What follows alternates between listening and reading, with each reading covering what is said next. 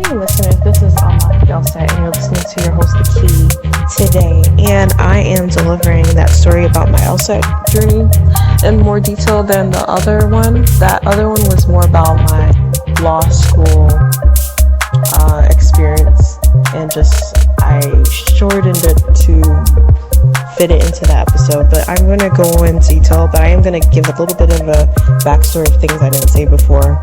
So I didn't always have this dream about going to law school. My big thing for a good while was to become a detective, because I like to find things out. I like to figure out secrets. I like to research information. I love reading Nancy Drew and Hardy Boys and things of that nature.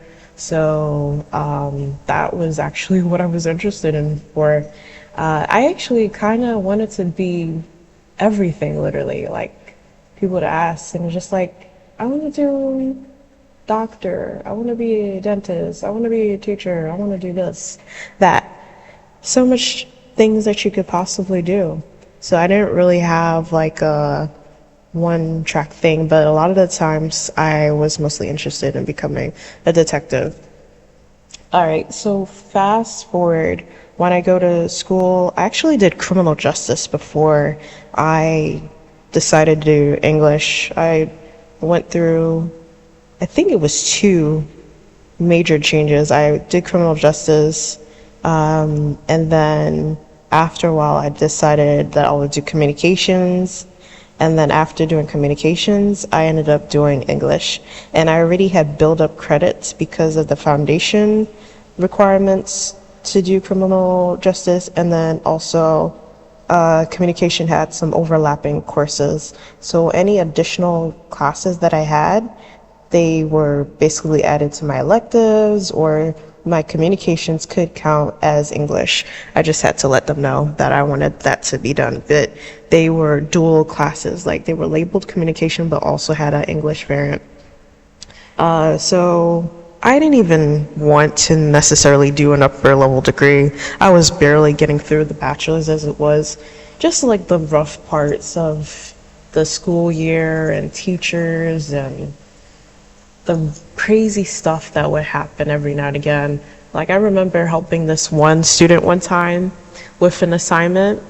We needed to go to see this play, and she took the stub from me, and I submitted mine without my stub, and then I lost points because I gave it to her. And that was just like so dumb. I was just like, how did this happen? I did my work and she gets the points because she had my stub. All right, well, anyway, after I finished my program, actually around my senior seminar, they had someone come in from the master's program that is related to English, basically the writing studies. And she actually didn't come. She was supposed to come. And then I actually went to look for her. And then it seemed like she was open to seeing me, because I didn't see her at their office. I sent an email, and then we met, and then, we had a good rapport. And then a big part of me really wanted to do it precisely in 1 year. So I was discouraged by her, and other people didn't believe I would be able to do it, but I was stubborn, and I went ahead and I did that. And yeah, that went well. So after that, I had already heard people recommend that I should go to law school, and it wasn't really something I was really considering, because at the time I just was trying to get through my bachelor's. And then once I did the master's, things changed, and I started to entertain at least an upper level degree even beyond the master's, because I said, if I did this, I could do something else. And the program I was actually interested in was a D-Lit program. If you look it up, there's only like one in America doing that. But yeah, that was the program. I got accepted to that school. However, they did not have a pretty scholarship for me, and I ended up not going to their school. But I was really gonna do their creative writing, and it just looked so good, but it was very, very expensive. So I opted out of doing that. So eventually I ended up working at an institution as a writing tutor. I left a government type job. It wasn't really like a big job, but I left this pretty solid job that they weren't paying that much, and I went into the institution to do writing tutor, and they didn't pay me much more than what I was making at the other one, and I didn't really have a lot of hours, and it was more like a up to such and such amount versus like a solid amount weekly. So I would travel a good ways just for a few hours each week, but it was good because I could say I worked at that institution. And I ended up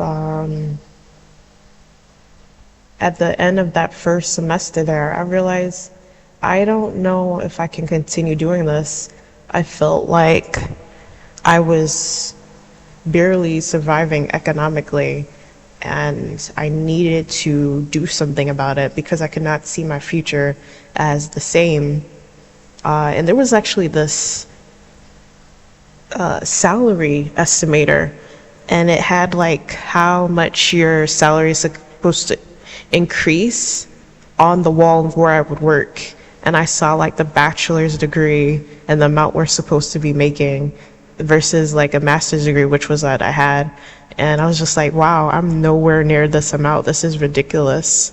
And the leadership at the school, they liked me. They were talking about potentially considering me for another opportunity, but I still had to apply regularly, and it didn't seem like it was going to be a just dead giveaway for me. Like, it still seemed like I would still have to go through the regular kind of application process. At least that's how it came off to me. So I said, you know what? I think I might want to go ahead and consider law school. So I think a few months before, I just randomly printed out some pages. At the time, we had logic games still. So I was looking at those and I thought, I don't actually like the idea of this test. And then I actually did it again, and I didn't get a good score, or I don't even think I scored it because it didn't seem good. It wasn't a good experience. So I took a little break again, but then I just decided, okay, let me actually go ahead and test. I don't know what I was thinking. I'm not really sure at all. But I said, you know what, let me go ahead and test. And I signed up for a nearby registration. And then once I heard that I could get it for free, I didn't really have that money to spend. So I went ahead and canceled that, and then I was able to get my fee waiver. So that's how I got a later registration. And like I mentioned in that one, I used the Khan Academy, and I didn't know about Reddit, so I wasn't on Reddit for anything. I was just basically isolated to myself. After a while, I got the Super Prep books from the LSAC. They used to give that out at the time. So they send you like this big super prep book, but there was no answer key within the book, if I'm not mistaken. I'm pretty sure there wasn't, but don't. You know what? I'm wrong. I definitely think there was one, but I was looking for explanations in the book, and I kept wondering, why are there no explanations in here? So on Khan Academy, though, they did have explanations, but a lot of the times I didn't watch them because it would add to the time that I was spending on the test and not actually doing questions for myself. So I did not like the idea of doing that. So I went ahead and just would keep doing questions and just keep doing more questions. for the most part. Every now and again, I watch a video, but sometimes it just would not do anything for me. And then they had like a lot of different reading materials. I think some of them are still on LSAC, but I was in a different headspace at the time anyway. And it just didn't click for me. I didn't want to watch the videos. I didn't want to read the material. I just wanted to get the questions right. And I also like to figure out things for myself too. So basically come test day, that test, like I mentioned, was a lot longer back then than it is now. And I took it, and yeah, I got that 144, but I wanted to escape the position I was in, and I have good people around me in terms of like giving good advice and sound leadership, and I did not want to slow down the process. I wanted to go full-fledged into that experience so that I could be in a better economic standing for myself. But for some reason, once I got into law school, I got a little bit too comfortable, especially considering that whole story that I shared about what was happening around the time. But basically, once that law school semester was done, and then I couldn't get back in, I didn't even realize once they don't accept you, you have to wait at least, I think at the time it was, I think they said 2 years, according to the ABA. And I didn't really know, or I guess I thought that an exception would be made for me somewhere else. So I went ahead and registered for the next exam, which was May. If you listen to one of my older episodes, you know what I talked about with that. So I registered for May right after getting dismissed. And I actually already had like 2 applications waiting for that as well, which was really not wise because I was not supposed to be able to apply at the time. So I got pretty much auto-rejected, and I didn't realize that I wasn't supposed to be applying in the first place. So I have a lot of experience sending in applications. So, yeah, I signed up for that flex. I think it was their first flex. I think also it was just like this idea that I could do it from home, that, you know, it should work out better. And I think if someone didn't reach out to me that really, they had traumatized me literally, and they reached out to me right before my test, and I took the test, and all I just kept thinking about was the idea that they reached out to me and how like everything seemed to be just continuously going wrong, and that score tanked. And I think if I was in a better headspace, I probably would have just gotten in the 140s again. But after that, I just went ahead and realized, because I called the schools to figure out, why didn't I get accepted? And one of them let me know, well, you weren't supposed to apply because you have to wait 2 years. Actually, I think that was another school I was considering, and they let me know. So after that, life continued on, and eventually I ended up working with an organization that was literally helping people craft their personal statements and craft their diversity statements. And through that process, I heard so much stories about people with some crazy situations still pushing forward and going into law school. or, trying to get into law school, rather.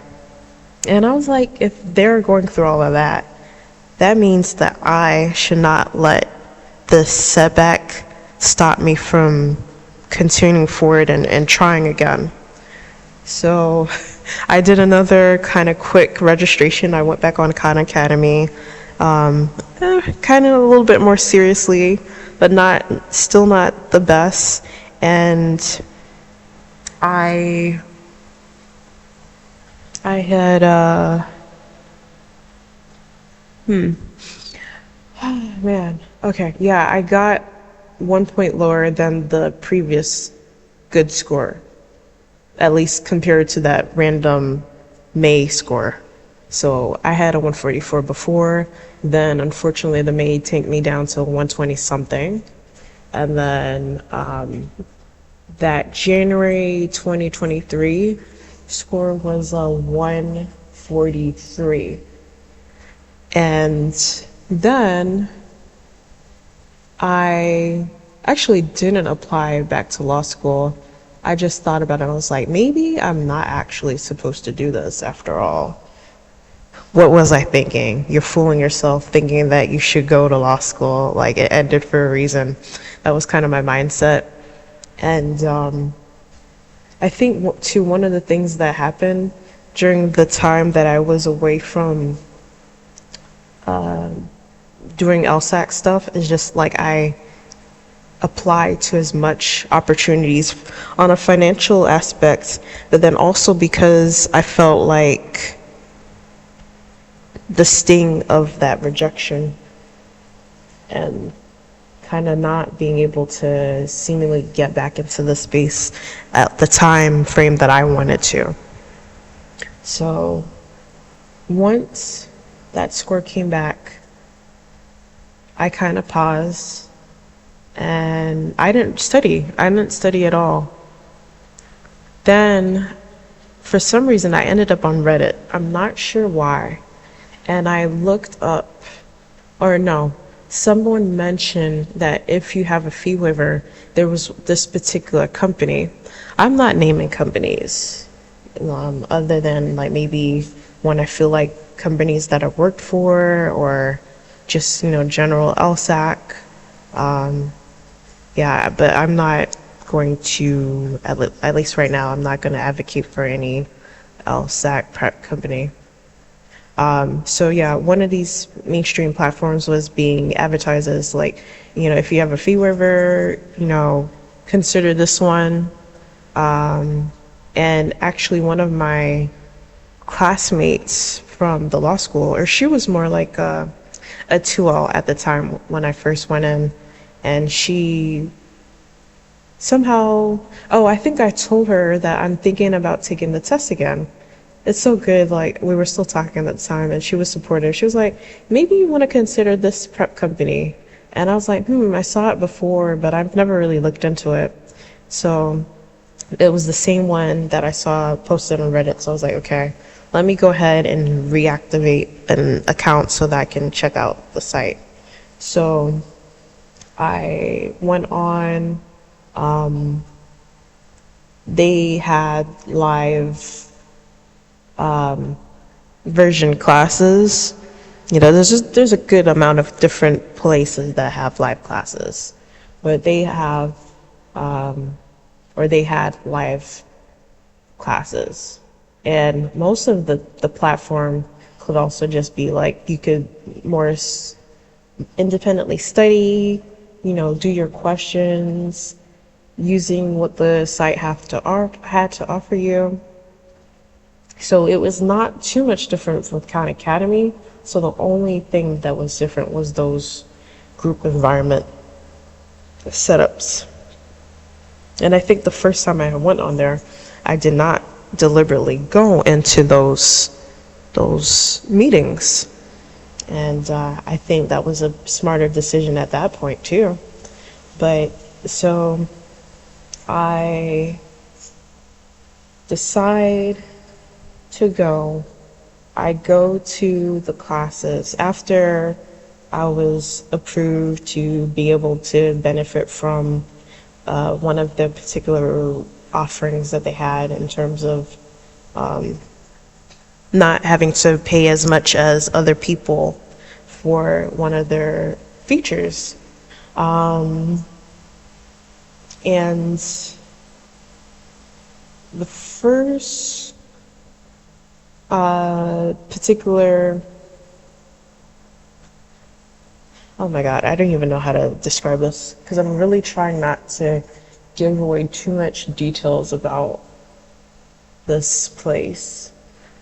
So, this particular teacher seemed okay, and it felt like, oh, this seems like it's the missing piece of my study journey. That's how it felt. And I began to meet other people, and it seemed to be beneficial. One of the particular people, for some reason, I didn't actually want to go to theirs. There was just something about looking at the image, and I was like, I don't think I want to go to their class. I think they maybe looked young, and I felt for a moment like, I don't think that they might be able to teach me well. I honestly thought that, or just like something within my spirit kind of just like, you might not want to go to theirs. And then I actually went, and I started to like theirs, and I had reached out in order to get some advice, because my goal score at that time was just to get a 160. I had reached out to the first one that I was going to, and I didn't get a response. They had said to reach out if I had any questions, within the general group environment, and I didn't get a response. And then I thought that was very strange. So then I stopped going to that one. Then some of the others that were on this particular platform, some didn't really resonate with me. Some, their attitude seemed very dry. Just not somewhere I wanted to spend my time. And then other people, they had a way of responding that did not resonate with me, because it seemed like sometimes if you gave reasoning that didn't sound good to them, that they were being quite dismissive. And sometimes the way how they would, try to figure out why you were thinking a specific way, I felt like it was a bit rude. It was very, very subtle. I'm very, very sensitive to tone and the way people deliver information. So I thought that was very strange. Or not really strange, it's just nothing that I wanted to be a part of. So I started to lean towards this person that I initially did not want to go to. And then I started to keep going more. And I had already signed up for my January of 2024 one. And that's when I saw an increase, finally, which was very interesting, because I only had about a month. Yeah, pretty much about a month and maybe a week-ish of using the platform. And it was interesting because they disappeared a little bit after I started going to theirs a lot. They disappeared for a few weeks. So then I stopped going to one, and then I started going back to another of the leaders. And then after that, I went to more classes with different people. I still didn't really vibe with them. And then once they came back, I pretty much just stopped going to everybody else, and I just went to theirs. And I was kind of uncertain about whether or not I should retake it again because there was this program. I'm not gonna name the program because it's just, yeah. There was this program that was offering full rides to people who select to go into a particular field, and they really committed themselves. It was like a long-term commitment. And I thought with my increase and better materials, I should be able to get in that way. And that's not to say that it's not impossible. It's just that some of the people that used to talk about the program said you're not going to be defined by your score. So I thought maybe I don't have to go through this. I was enjoying the experience, but I still kind of just didn't like the idea of actual testing day. But eventually I realized that they did not accept me into the program. And then I went ahead after a while and I signed up for June of last year because I realized that I needed to take advantage of logic games still being around. And that's actually very important. So logic games never really came, I mean, yeah, it didn't come naturally to me. I've always been one to kind of just feel out those games, and I didn't want to learn any of the mainstream techniques. I wanted to figure it out because I felt like there's a way to just take your time and do it your own way. And ideally, it's not the best idea with those things which don't exist anymore. So I decided I would maybe be better off going ahead and taking it one more time with these games. So I did try to buckle in about a month before I decided to take the test. So the two increases basically came from about a month of solid studying. My first time I took it was about a month-ish studying. And then the dip, that's just not even considered. And then the next one, about a month-ish, but it dropped. And it was actually a little bit less than a month, that one, the 143. So then when I got a 140, I think it might have actually been a 147. I don't know if I said 148, but yeah, the 147 came from about a month-ish studying. So then when I did the June and then I saw it go up to 154, that was about a month of actually studying, because a lot of the time I wasn't really doing independent studying. I was more going within the group environments, and it's so crazy because a lot of the time I would just get caught up in conversation in terms of the study groups, and then in the bigger groups where you would log into whatever platform they were using to have the meetings, I would do questions within that time, but it became more of a social thing. And I really enjoyed it. The thrill of getting things right, sometimes getting things wrong.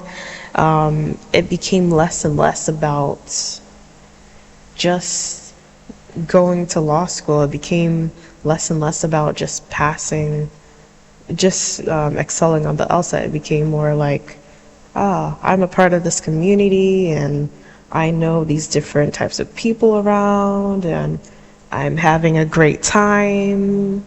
Life is good. This is better than law school because I've literally been in law school. So I got really, really comfortable. But yeah, so how I got the 154 was about a month-ish of intense, like I knew game day was coming up, so I had to like increase my ability as much as possible. And I still know that that is not my max potential. It's really, really interesting, but on test day, I I did my sections, and there was only one logic game section. So I did the not logic games, I did the logical reasoning, I did the reading comprehension, and then whatever experimental they had on that one, which was either logical reasoning again or RC. It's been a while, so I don't remember which one was the extra. And after that, the logic games was the very last section of that test. And I saw games, or maybe I think I just saw about two that I felt okay-ish about. But literally, as soon as I got to logic games, I froze. I think the thought of it being the last time that logic games was going to be on really, really paralyzed me. And I was just like, this is the last time. And I just froze. I literally could not think about how to do the questions, like even just the way how I would do the games as I was studying with my stubbornness. I was barely doing that. And at some point I just started just writing to do something, and there was a sequence game, and I was just like, okay, I'm just gonna try and see what I can do here. And then some of the others I was just like kind of guesstimating based on looking at the information they provided. And then the time went out, and when I was done, I was just like, I basically just flunked a whole section, and I knew that this section was going to be scored. And I didn't really think about it too much. Someone actually had even prayed with me beforehand. They sent me a prayer audio, and I listened to that before I took my test. And I believe in prayer, and I'm not really sure how I managed to get a 154 with pretty much getting like a full section wrong. Let me actually check something really quickly. Let me see. Alright, so I just went ahead and I checked. I'm not precisely sure how much, I could look this up too, probably, but I'm not. I don't remember how much questions was on that logic game section, but I put in basically, like, hypothetically, me getting like all of those questions wrong, and I see that the score would have been like a 134 to 138 as a possible, at least that's what the AI is saying. I don't want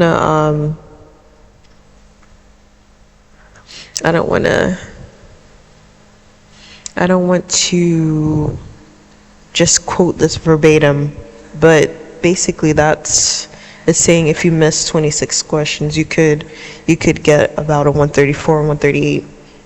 That's why I believe that I did pretty well on the other sections of that test, and that's how I was able to get above some ridiculous score.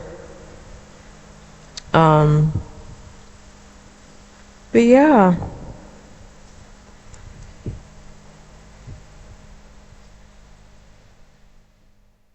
I see. Some says that missing 26 might be a score in the 140s. Yeah, and I had 140s already.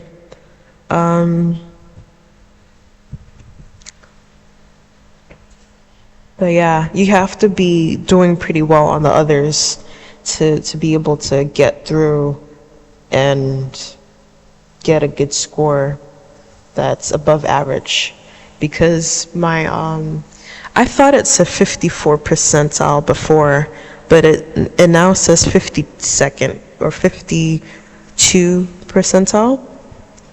Yeah, I think 52nd percentile would be the right way to say that.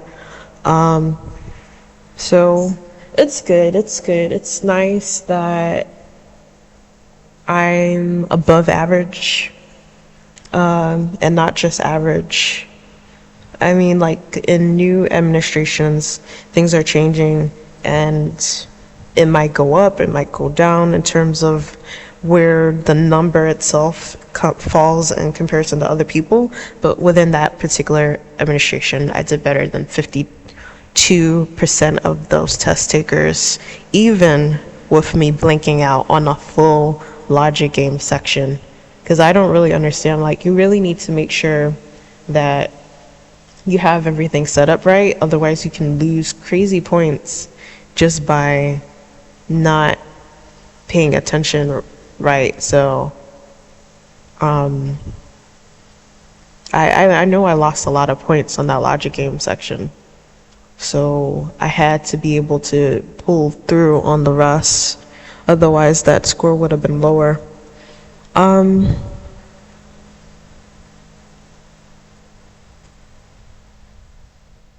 seeing some other details about where these numbers could change. I guess I would have to look up the exact way it's been measured. Yeah, so now I'm at a crossroads. I did retake it in August, and unfortunately, some things had happened beforehand, so I just used LawHub, and I'm not paying for any platform at all. And I am just trusting that things will take care of itself. Push comes to shove, my score is pretty decent. I'm at least in the 160s on a stronger day. And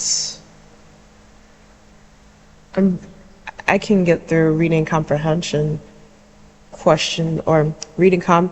sections with the right strategy that I created for myself when I conduct it consistently right.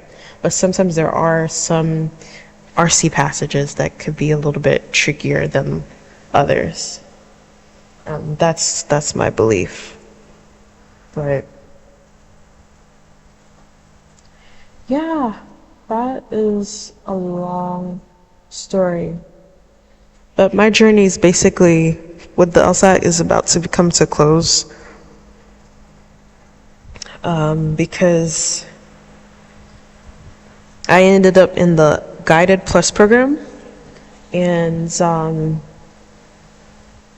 within the program we have some rules about when you should be finished doing certain things along your path. And yeah, I'm gonna take it one more time, and I'm gonna see what happens. I hope that I'll get like something that I can really prove to others that I know what I'm talking about when I help support people. But if not, I'll talk from my slightly above average perspective and give some tips about navigating through LawHub and the best format to save yourself money, and to strategically come up with a good plan for yourself, where you don't feel as alone. Because I think what being on one of those bigger platforms did for me, it just helped me to get more committed in the process. But I'm not going to give credence to the platform that I was on. I'll just say that I needed to develop the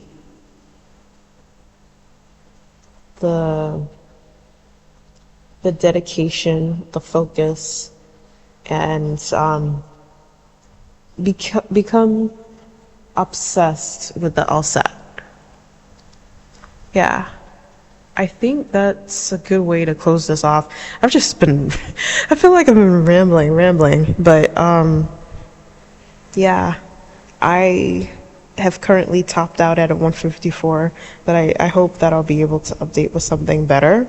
But that is above average for my administration that was in, and a 154 is not a bad score. You can definitely get into a solid place. And like I've said before, it's not about where you go, it's about what you do when you get there.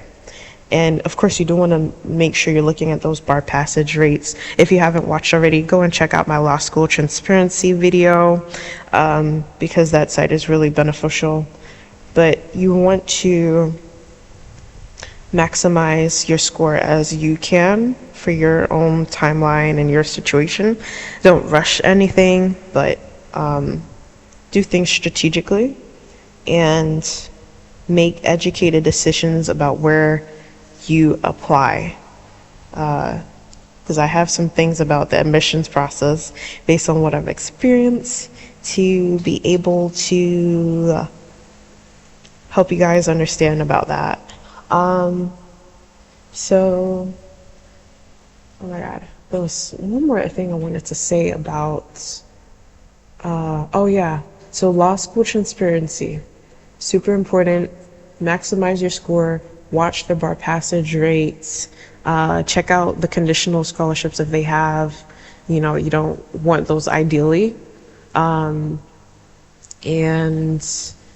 look at what's in your area, because like I've mentioned before, relocating costs are a big thing you should consider. Even if a place is giving you a full ride and they have big law, you got to think about your relocation costs and see if it's going to be worth it in the end, or if you don't even have to worry about such a high score because you're in an area which has a lower LSAT median at a lot of the schools. So you need to do your research and don't get discouraged. I'm probably going to talk about this Reddit post that I saw the other day. I have recently been not going on there, but I recently saw one and I thought it was such a good post. So stay tuned for that one. But yeah, don't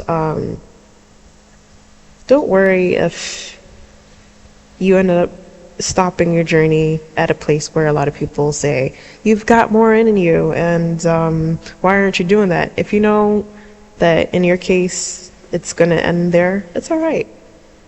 Just do your very best, and then that's fine. That's all we can do.